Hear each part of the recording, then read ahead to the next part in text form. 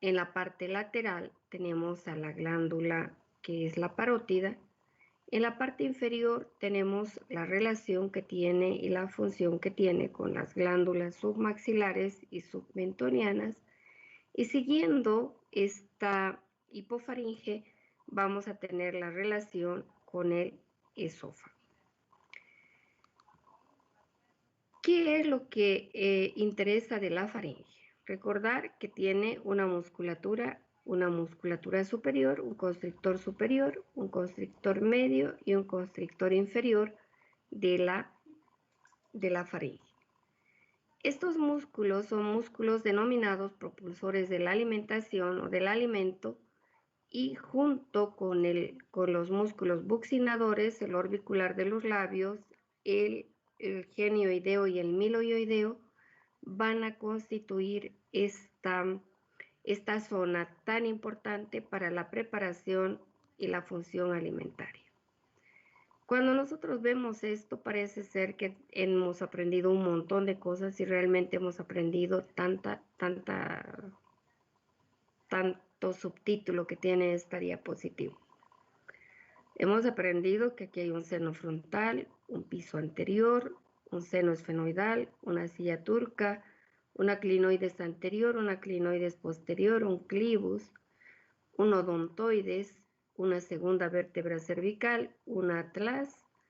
Además, hacia adelante tenemos un piso, tenemos el puente nasal con los huesos propios de la nariz, los cartílagos lateral superior, el lobular, y por adentro tenemos al septum o la pared medial de la nariz, que va a estar constituida por la lámina perpendicular del etmoides, el vómer, el cartílago cuadrangular, los dos procesos maxilares del maxilar o los procesos nasales del maxilar, que también se llaman así, y los dos procesos palatinos del palatino, la premaxila, la úvula y los músculos periestafilinos. Y aquí tenemos la lengua con sus músculos, la epiglotis, la vallécula, el repliegue glosoepiglótico, tenemos la mandíbula, tenemos los músculos del piso de la boca, el miloioideo, el genioideo, tenemos el hioides, tenemos la glotis, la subglotis, la tráquea, el esófago y lo que corresponde a la columna cervical, que va a estar relacionada tanto como con la orofaringe como con la hipofaringe. Y sí sabemos, y sí podemos reconocer todas estas estructuras. Cuando vemos esta imagen nos tenemos que acordar de que hay un estiloides y que del estiloides sale el ligamento estiloioideo, el estilogloso, que también puede haber un vientre anterior y posterior del digástrico junto con los constrictores que van a ayudar a cerrar el piso de la boca, que es del miloioideo, el genioideo por dentro, que van a ayudar a el proceso de la deglución. Cuando hablamos de la deglución tenemos que acordarnos de la glándula carotídea con su conducto de esteno que va a desembocar en el segundo molar superior. Cuando hablamos de la glándula submaxilar, hablamos de acordarnos de los conductos de Wharton, y cuando hablamos de las sublinguales, del conducto de Rivinus.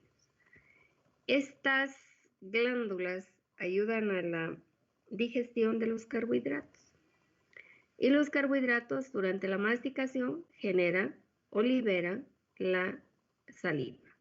Y la saliva tiene sustancias que son que prácticamente inician la digestión del alimento en la cavidad oral, pero para los carbohidratos, cuando la masticación con los 32 dientes que tenemos genera una masa, un bolo alimenticio que va a tener una condición voluntaria mientras masticamos y se vuelve involuntario cuando llega a la base de la lengua y se generan los movimientos peristálticos en el esófago hasta llegar al esfínter gastroesofágico y aquí al estómago. En el estómago empieza la digestión de las proteínas. Se liberan los jugos gástricos y se va a iniciar el proceso de la digestión de las proteínas, junto con los carbohidratos que van a seguir en su proceso de digestión. A través del esfínter pilórico sale el alimento semidigerido y llega hasta el duodeno para que se emulsifiquen las grasas con la secreción de bilis y los jugos pancreáticos. A partir de ahí empieza una reacción muy rápidamente evolutiva, donde se va a absorber a través de del tejido, en realidad del tejido intestinal, todas las microvellosidades, se absorbe todo lo que nos sirve y lo que no nos sirve empieza a quedar como desecho y a pasar hasta el colon y aquí hasta la ampolla rectal para la eliminación a través de las heces. Sin embargo, a nivel del colon también existe reabsorción y fabricación tanto de vitamina K como de la absorción del último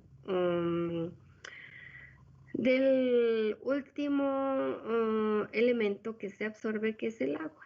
Se elimina todo el agua hasta el último, hasta la última molécula se absorbe a este nivel y va a la circulación enterohepática y aquí vemos todo lo que sucede después a nivel de la central, que es nuestra central de digestión y de emulsificación de las grasas y además de formación de todos los factores de coagulación y todo lo que es digestión a nivel del hígado, ¿verdad? Cuando hablamos de que tenemos 32 dientes, tenemos que ver siempre la integridad y el estado de conservación de los dientes. Esta es la imagen que tenemos que grabar, doctores. El pilar anterior, el pilar posterior, la amígdala, la base de la lengua, el rafe medio y las glándulas que van a desembocar a este nivel. Y a nivel del segundo molar superior también tenemos que buscar al conducto de esteno. Es lo que hemos dicho, es lo que sucede. Estos son movimientos involuntarios que nos van a ayudar con la digestión del alimento. La faringe, entonces, para estudiar, se va a dividir en rinofaringe, orofaringe, hipofaringe o laringofaringe. La rinofaringe tiene relación con todo lo que corresponde a la base del cráneo. En la parte superior, la cola del corneto inferior, por lo tanto, vamos a tener relación con el orificio de salida de la trompa de Eustaquio y vamos a tener relación con las amígdalas del anillo de Valdeir.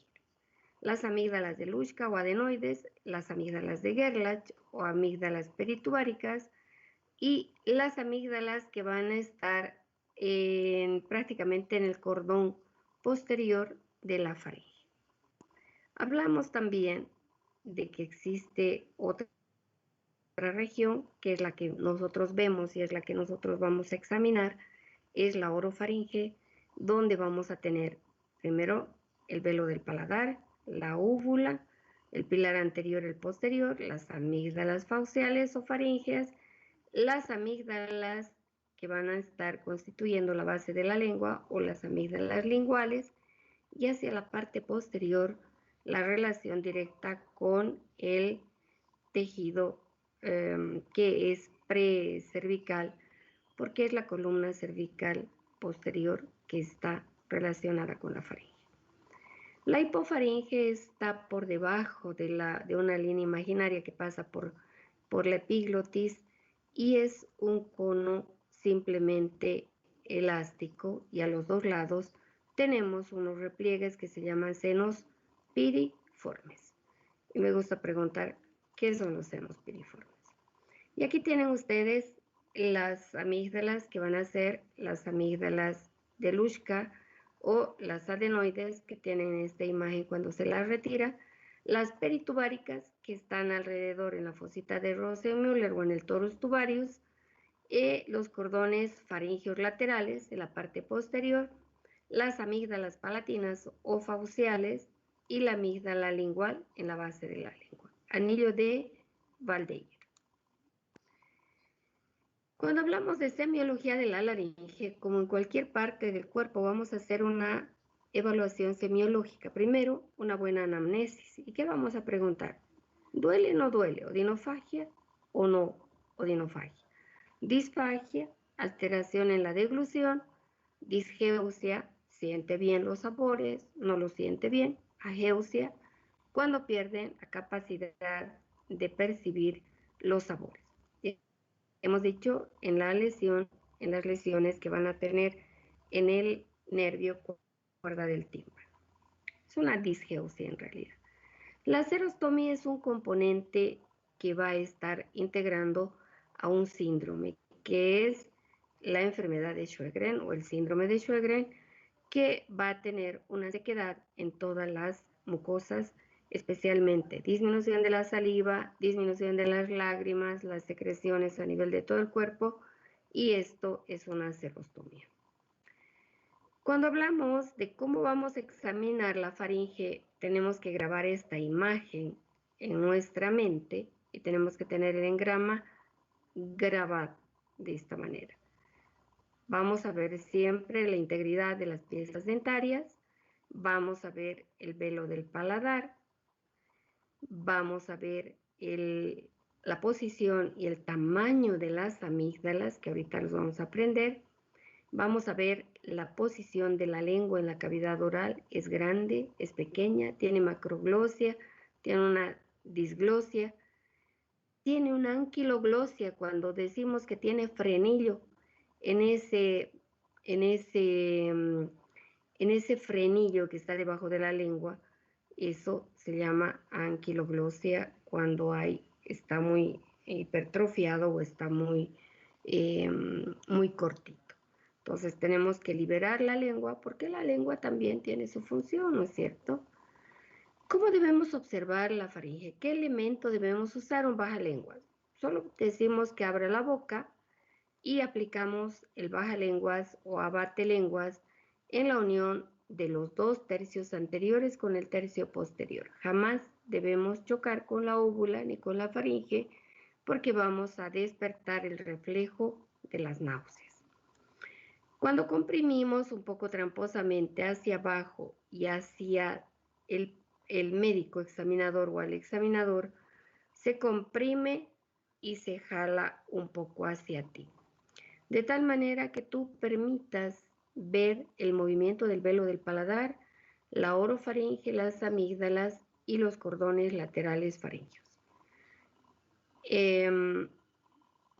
Cuando no se puede ver, cuando es un niño, le tapas su nariz, esperas a que se quiera ahogar, abre la boca, grita y aprovechas para verle, tienes 2 segundos.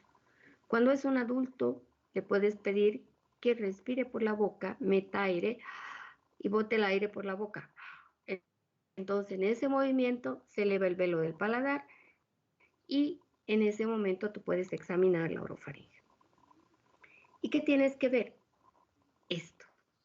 Tienes que ver el velo del paladar, tienes que ver la óvula, tienes que ver el pilar anterior, el pilar posterior, la faringe, la base de la lengua, el estado de los dientes y determinar qué tamaño tiene las amígdalas. Las amígdalas van a tener tamaño 1, tamaño 3, tamaño 4 y el tamaño 2. Tamaño 1, amígdalas entre los pilares. Tamaño 3, a la mitad del velo del paladar. Tamaño 2, intermedio entre 1 y 3. Y tamaño 4, las que chocan la una con la otra. Cuando hablamos de faringitis aguda, estamos hablando de faringitis que pueden ser virales o bacterianas. Cuando son virales, casi nunca empiezan como faringitis pura, a menos que haya una irritación persistente y esto se produce solamente por el uso del cigarrillo o la aspiración de humos o de gases. De repente se inflama la orofaringe y puede causar molestias, odinofagia, disfagia y puede haber la sensación de cuerpo extraño parece que la garganta raspa, eso es una odinofagia, una disfagia. Cuando vemos este color rosado, el color de la encía, es un color normal. Las amígdalas no se ven, son tamaño 1. Hasta el tamaño 2 y 3 son normales. Pero cuando vemos una garganta de este tipo que está normal, pero vemos las amígdalas que son tan grandes, están chocando la una con la otra, sabemos que eso se llama hipertrofia de amígdalas. Y que esta persona no puede comer bien, no puede respirar bien y que necesitamos darle solución a estas amígdalas hipertróficas. Cuando vemos una faringitis aguda y empieza una inflamación, vamos a observar siempre el color de la orofaringe que tenga el color de las encías. Cuando está inflamado y no tiene este puntillado petequial, sabemos que puede ser viral, que puede ser transitorio, una inflamación por irritación local. Entonces, la sintomatología también es leve y no hay fiebre. Pero cuando vemos este infiltrado petequial en el velo del paladar, en el paladar blando, tenemos que va a tener una infiltración de este tipo por infección con el estreptococo beta hemolítico. El estreptococo beta hemolítico es el que nos va a dar la toxicidad del estreptococo. Este nos va a dar lesiones a nivel de la válvula, de las válvulas cardíacas, especialmente la mitral. También puede ser nefritógeno y puede provocar una glomerulonefritis aguda o una sepsis migratoria por una artritis séptica migratoria. Cuando esto está presente, nosotros tenemos que saber que hay que dar antibióticos sí o sí, aunque no le esté molestando la garganta. ¿Qué sintomatología va a tener si esto es estreptococo beta hemolítico? Esto es estreptococo. Va a tener odinofagia, disfagia y fiebre. ¿Y qué le vamos a dar? Si es estreptococo, le vamos a dar penicilina. Y se va a morir el estreptococo. Solo que hay que darle por tiempo apropiado, dosis apropiada, 50 a 100 miligramos kilo peso, y vamos a utilizar de 5 a 7 días en la dosis apropiada, adulto o niño. Cuando tenemos una amigdalitis aguda, siempre va a estar de este tipo la amígdala, va a ser roja, jugosa, muy eritematosa. Cuando es crónica va a ser de este tipo, pálido, no va a haber dolor, no va a haber molestia, pero cuando hay una amigdalitis aguda, generalmente va a evolucionar hacia la formación de placas pultáceas y esto generalmente nos obliga a dar tratamiento inmediato. Aquí no me opongo. Si quieren utilizar una penicilina 633 en niño, una 1266 en adulto, un triapen forte, un pendiben forte. O de repente podemos utilizar una cefalosporina de entrada porque generalmente esto evoluciona a la formación de placas de pus y en este momento se vuelve pultácea.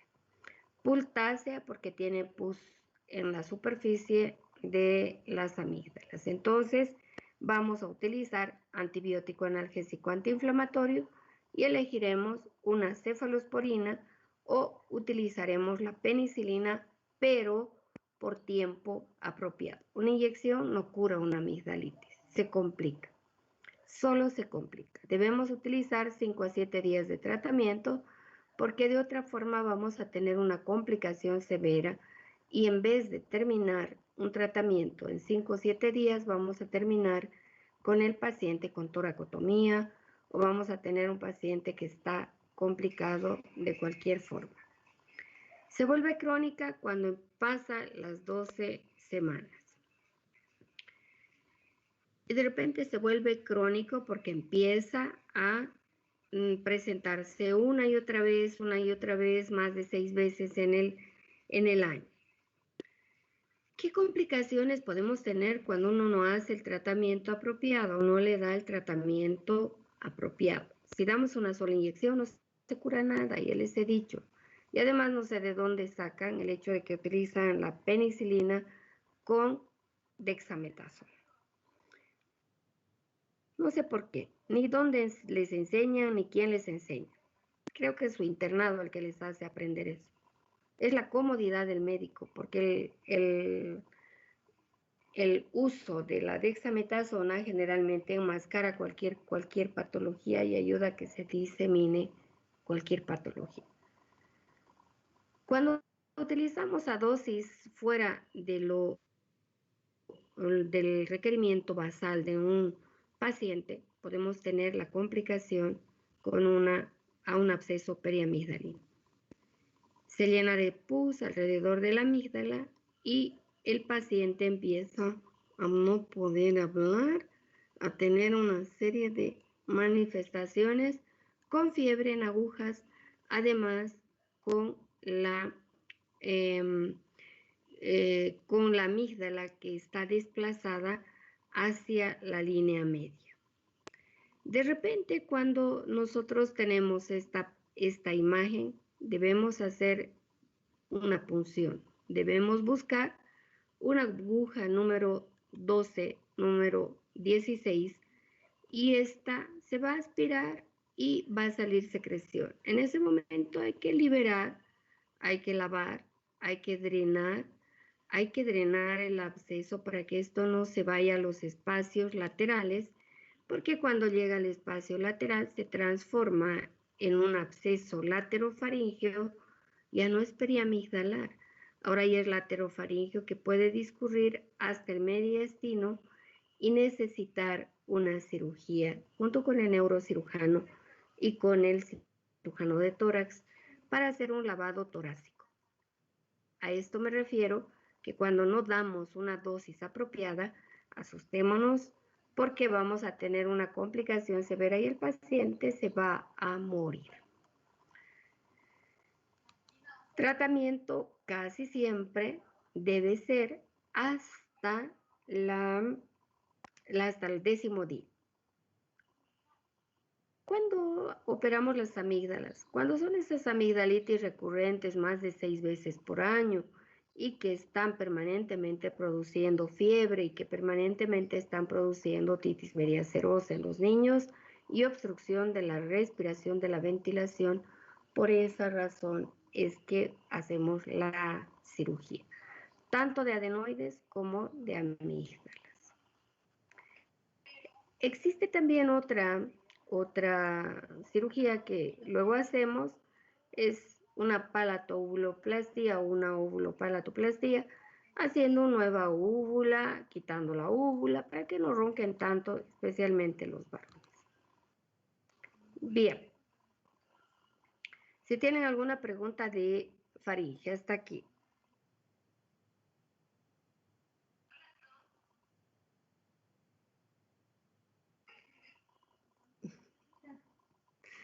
Vamos a ir ahora con laringe.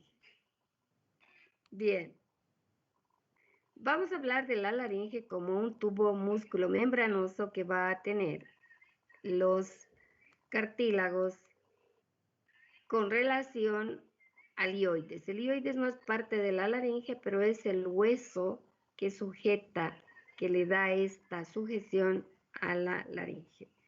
La laringe es una estructura tubular que está constituida por cartílagos y membranas y va a estar pegada al piso de la boca y se va a continuar con la tráquea. Tenemos como elemento principal al cartílago tiroideo, al cartílago cricoideo, hacia atrás a los aritenoides, a los corniculados y algunos sesamoideos. Y una estructura súper importante que es la epiglotis, que esta es la que tapa a la glotis para que no ingrese el alimento a la vía respiratoria. Entonces, tenemos un cartílago cartílago central, que está pegado a la base de la lengua, por el ligamento glosoepiglótico y se llama epiglotis, que parece una hoja corazonada, un peciolo con una hojita lanceolada, no sé qué inventos hay. Pero es la epiglotis que tiene forma de epiglotis y que tiene fijación a la base de la lengua con los ligamentos glosoepiglóticos. A cada lado del ligamento glosoepiglótico se forman unas estructuras que se llaman valléculas. Tenemos al cartílago tiroideo, que tiene astas mayores, astas menores, que tiene un nódulo externo, y hacia la parte posterior tiene un nódulo interno en la cual se van a insertar los músculos tiroaritenoideos, que son las cuerdas vocales. Hacia abajo se articula el cartílago tiroideo con el cartílago cricoideo, que es el único que tiene una estructura cerrada y que va a tener dos estructuras, dos carillas articulares para que se articulen aquí los dos aritenoides. Y aquí van los dos aritenoides con los corniculados que van a dar inserción a los músculos vocales. La laringe tiene dimensiones diferentes, es más largo en el hombre, es un poco más ancho que en la mujer. En el niño y la mujer están muy arriba y se van a constituir prácticamente dos estructuras que nos van a dar el tono y el timbre de la voz. Ioides, tiroides, cricoides, tiroides. Estamos aquí viendo el cartílago tiroideo, la tiroides, y estamos viendo la relación que tienen con las membranas. Epiglotis, base de la lengua, y vean ustedes, aquí tenemos el cartílago tiroideo, el nódulo, la nuez de Adán, la manzana de Adán, no sé qué de Adán, pero eso de Adán. Y aquí estamos con los músculos y los ligamentos intrínsecos y extrínsecos de la laringe. Y vean ustedes, aquí estamos con la inervación y con la irrigación, que es especial. Entonces tenemos membranas, membrana tiroideo. Tenemos ligamento tiroideo. Tenemos un ligamento cricotiroideo.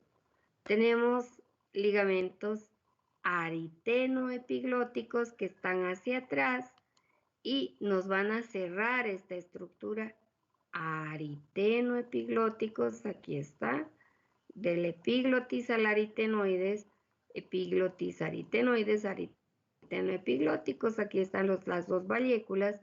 Esto corresponde al ligamento glosoepiglótico, los senos piriformes y finalmente aquí los dos aritenoides. Para su estudio topográfico dividimos en supraglotis, en glotis y subglotis. Supraglotis, todo lo que está por encima de las dos cuerdas vocales o músculos tiroaritenoideos. Por encima de los músculos tiroaritenoideos tenemos los ventrículos de Morgagni. Este espacio es el ventrículo de Morgagni. Por encima están las cuerdas vocales falsas o bandas ventriculares. Estamos Doctora, disculpe. ¿Sí? No se ve el cursor, la parte que nos va indicando, no, en algunos momentos me pierdo, no puedo entenderle al indicar. ¿Podría ver eso, por favor? No hay forma de que podamos hacer más demostrativo, amor. Pero ustedes ya lo han estudiado, ya lo saben, ya han venido leyendo lo que es laringe y faringe, y les estoy hablando de glotis por debajo del hueco que existe o ventrículo de Morgagni. Cuerdas vocales, ligamentos ariteno-epiglóticos. Y lo que cambia de color es parte, ustedes lo van a ver cuando esté grabado, ustedes lo van a poder revisar y van a ver que está por debajo de las cuerdas vocales la subglotis. Glotis, solo las cuerdas vocales. Aquí tenemos tenemos el piso de la boca, los músculos que van a denominarse músculos extrínsecos de la laringe, y en el lado derecho los intrínsecos de la laringe. Cuando hablamos de los extrínsecos de la laringe, vamos a hablar de los elevadores y los depresores. Y vamos a hablar desde los miloioideos, los genioideos, los ligamentos que son estiloioideos. Además, vamos a hablar de los músculos externo-tiroideos. Vamos a hablar del músculo tiroideo o cricotiroideo, el músculo, el homoioideo hacia la parte posterior, el esternocleidomastoideo, y vamos a hablar también de la membrana que está limitando al cricoides con el tiroides. Cuando hablamos de músculos intrínsecos, si ustedes ven aquí en rosado y en azul, estamos hablando de los tiroaritenoideos. Aritenoides hacia atrás o hacia arriba en este caso, y tiroides hacia adelante. Y aquí tenemos tiroioideos. Tiroides aioides. Entonces, cuando hablamos de músculos extrínsecos de la laringe, vamos a recordar, hemos dicho los que van a ser supraioideos y los infraioideos, los elevadores y los depresores. Y vamos a tener los músculos que son intrínsecos de la laringe. Y aquí me interesa que aprendan este de abajo, de la parte inferior del lado derecho, que son el músculo cricoaritenoideo posterior. El cricoaritenoideo posterior es el único músculo abductor de la laringe. Es el único que abre las cuerdas vocales. El resto, ustedes pueden decirme los músculos laringeos que van a ser los cricotiroideos laterales, los oblicuos, los interaritenoideos. Estos van a ser aductores, van a cerrar la laringe. En cambio, los únicos que abren la laringe van a ser los músculos cricoaritenoideos posteriores. El músculo tiroaritenoideo son las cuerdas vocales que van a constituir la glotis, el espacio glótico. Vean ustedes aquí en rojito están los músculos tiroaritenoideos, que son las cuerdas vocales. Todo lo que está por encima será la supraglotis. Ventrículo de Morgagni, bandas ventriculares, epiglotis, ligamentos aritenoepiglóticos, glosoepiglóticos, valléculas, supraglotis. Glotis, cuerdas vocales. Infraglotis, ese triángulo conoelástico solamente.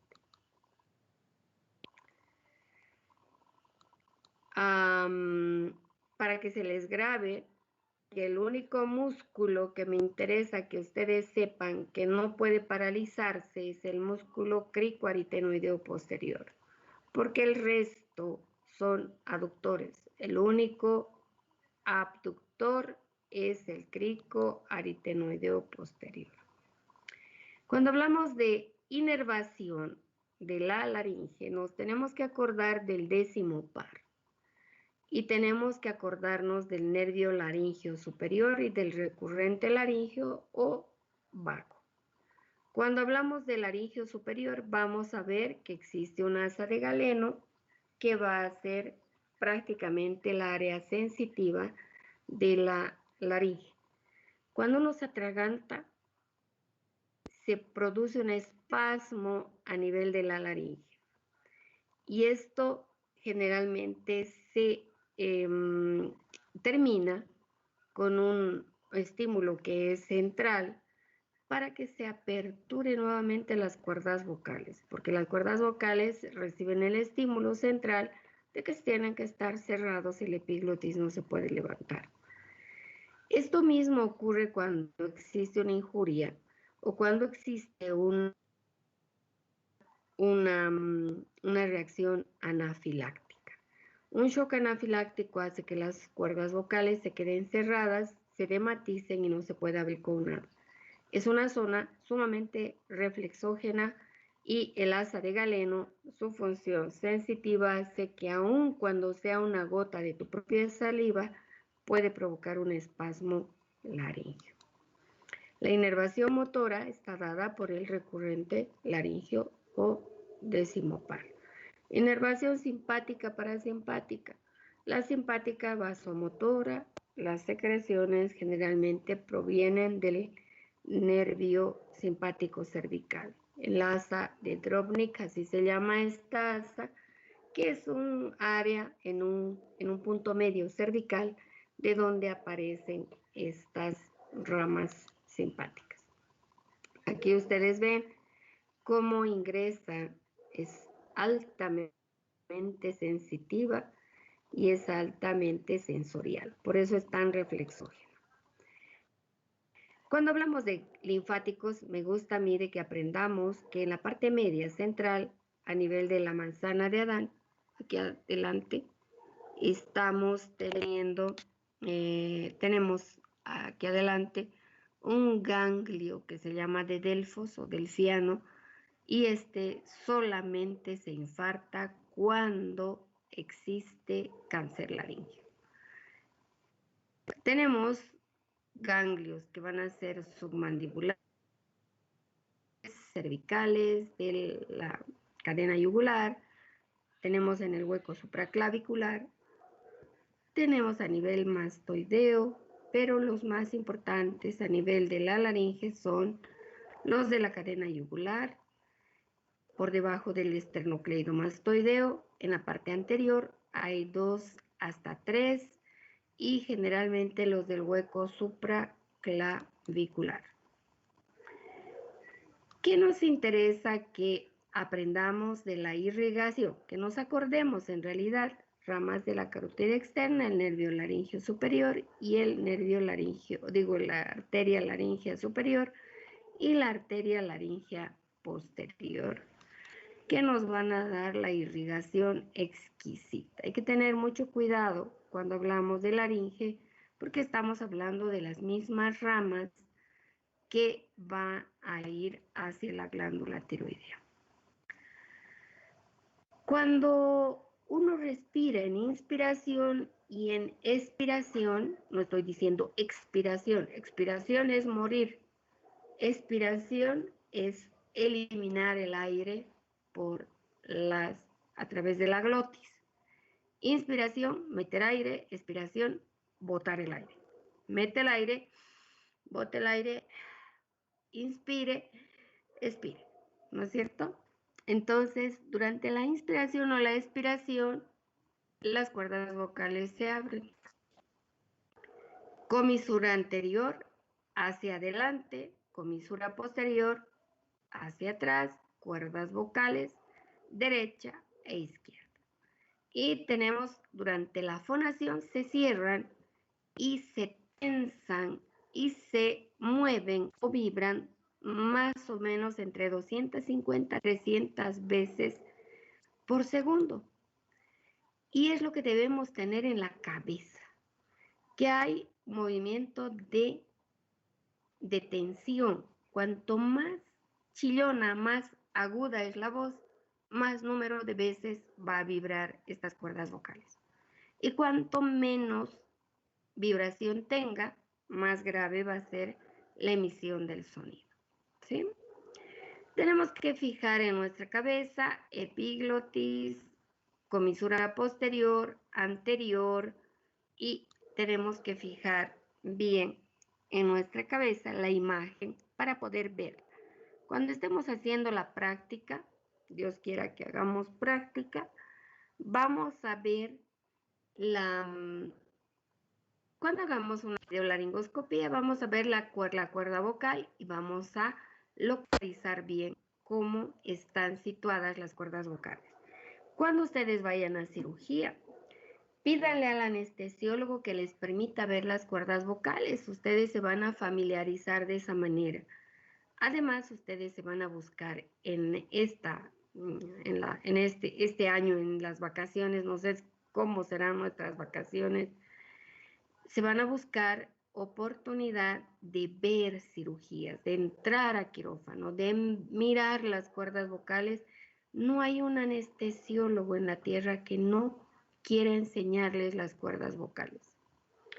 Entonces, siempre va a haber alguien que les va a mostrar las cuerdas vocales. Por muy malito que sea el anestesiólogo, te pegas al anestesiólogo y dices, ¿me permite ver, por favor?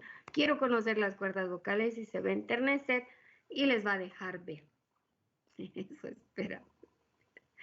Semiología de la laringe. Historia clínica. Como en todo, hay que hacer una buena anamnesis. ¿Y qué preguntamos? Disfonía. Eso es laringitis. Disnea, eso ya es grave. Disfagia, también hay disfagia cuando uno tiene laringitis. Tos, cuando hay irritación de la laringe. Y luego tenemos que ver la exploración. Inspección, palpación. Inspección, vemos las estructuras cervicales de los cartílagos cervicales anteriores que estén bien posicionados a la mitad del cuello. Además, hacemos la palpación y hacemos el crack laringio. Tomamos con nuestra mano como una pinza en el cuello y lateralizamos a cada lado. La laringe tiene que sonar. Crack, crack, ese es el craqueo laringio. Y tenemos que ver, ahora sí no se va a poder ver eso. Tenemos que ver la laringe con una endoscopía laringea, una pantalla, o podemos ver también con un espejito de García, como del dentista, vemos la imagen que nos va a dar en el espejo. Va a ser invertido, pero vamos a poder ver en fonación juntas, en respiración, inspiración, expiración, separadas o abiertas. ¿Qué tenemos que ver entonces? Tenemos que ver la función de la epiglotis, que tiene que ser de protección de la deglución. La función deglutoria, de protección deglutoria.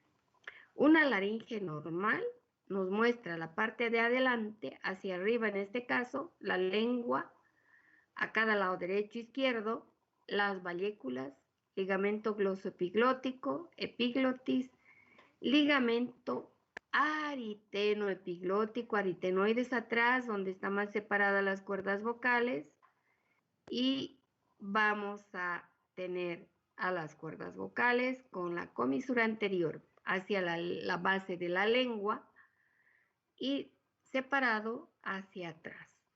Lo que está junto es anterior, lo que está separado es posterior. Entonces, derecho, izquierdo, ¿no es cierto?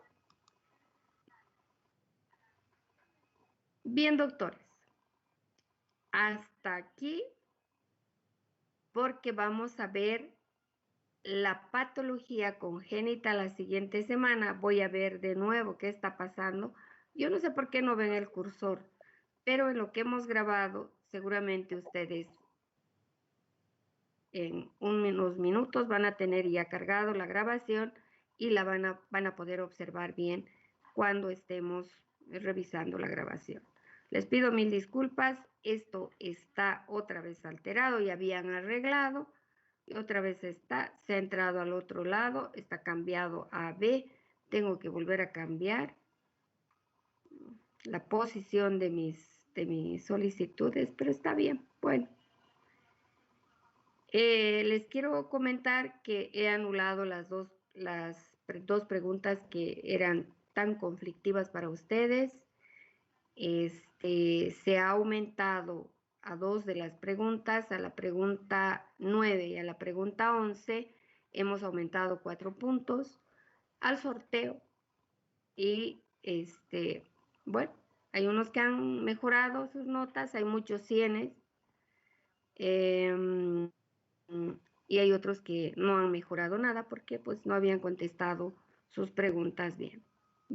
Bien, doctores, un gusto, nos vemos. Gracias, doctora. Hasta luego. Nos Doctora, hasta vemos. luego.